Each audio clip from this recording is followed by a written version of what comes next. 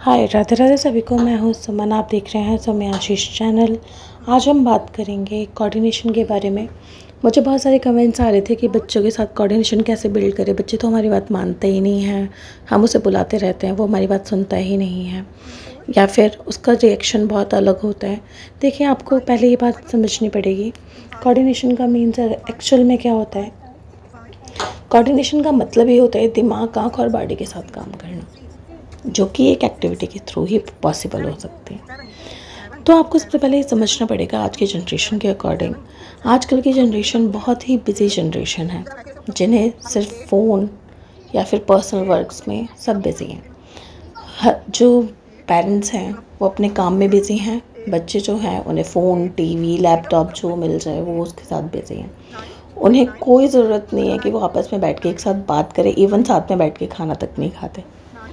तो देखिए, most important thing, जब तक बच्चा पेरेंट्स के साथ बात नहीं करेगा तब तक वो ट्रस्ट बिल्ड नहीं करेगा। बच्चों का पेरेंट्स के साथ ट्रस्ट भी बिल्ड होना बहुत ज़रूरी है।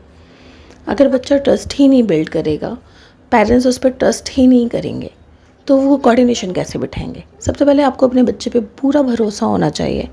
और जो पेरेंट्स बहुत सारी बाउंड्रीज इकट्ठी करके रखते हैं ना हर चीज़ के लिए, नो नो नो, तुम छोटे हो, तुम ये हो, तुम वो हो, इसे सबसे पहले ख़त्म करिए। बच्चों के लिए लिमिटेड बाउंड्रीज सेट करिए, जो कि वहाँ पे उन बच्चों को रोकना है जहाँ उनके लिए खतरा हो कि वो अब इस काम को करेंगे तो उन्हें चोट लग सकती है। उनकी सेफ्टी का ध्यान रखते हुए उनके लिए सारी चीज़ें सेटअप करिए। सेकंड थिंग, कोऑर्डिनेशन बिल्ड करने का एक ही तरीका है, एक्टिविटी। आपको बच्चे को टाइम देना है। आप रात को दें, आप दिन को दें, आप जब भी दें, आपको बच्चे को टाइम देना है। अपना टाइम अपने इतने पूरे दिन के शेड्यूल में से कोई 1 घंटा, आधा घंटा आप अपने बच्चे के साथ फिक्स करिए। उसमें आप उससे बात करने की कोशिश करिए। अगर वो बात नहीं करता है तो आपके साथ बच्चा क्यों जाए। आपको कुछ तो ऐसा करना पड़ेगा ना कि बच्चा आपके साथ आए। तो आप जब तक कुछ क्रिएटिव नहीं होंगे, आप जब तक बच्चे को प्यार नहीं करेंगे, बच्चे से प्यार से बात नहीं करेंगे, तब तक आप बच्चे के साथ कोऑर्डिनेशन बिल्ड नहीं कर पाएंगे। सबसे इजी तरीका होता है कोऑर्डिनेशन बिल्ड करने का, गेम। आप बच्चे को इससे सिटिंग भी इम्प्रूव होगी और बहुत सारी चीज़ों में सुधार भी आएगा। तो मोस्ट इम्पॉर्टेंट थिंग, आप बच्चे के साथ ग्रुप एक्टिविटीज़ करिए, जिसमें आपकी वाइफ भी हो, आप भी हो और साथ में बच्चा भी हो। आप मिलके उसकी हेल्प कर रहे हो और वो कोई चीज़ बिल्ड कर रहा हो।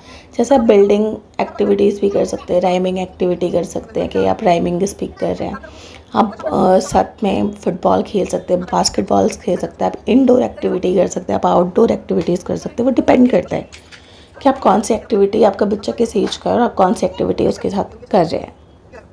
आई tell you my personal thing, I am working, my husband too, and जो भी मेरे चैनल पे रेगुलर हैं उन्हें ये बात पता होगी कि मेरे बच्चे को ऑटिज़म ADHD है, वो हाइपर एक्टिव है, यानी कि उसके पास बहुत ज़्यादा एनर्जी है। उसकी एनर्जी को हमें इंगेज करना पड़ता है, वो भी एक्टिविटीज़ के थ्रू या किसी काम को करवा के। तो इसमें मोस्ट इम्पोर्टेंट थिंग ये है कि काउंसलिंग में हमें खुद ही गाइडलाइंस दी गई है कि हमें बच्चे के साथ 1 घंटा उसको फादर को देना है, 1 घंटा मुझे देना है और 1 घंटा हमें कंबाइन एक साथ देना है उस बच्चे को ग्रुप एक्टिविटी कराने के लिए।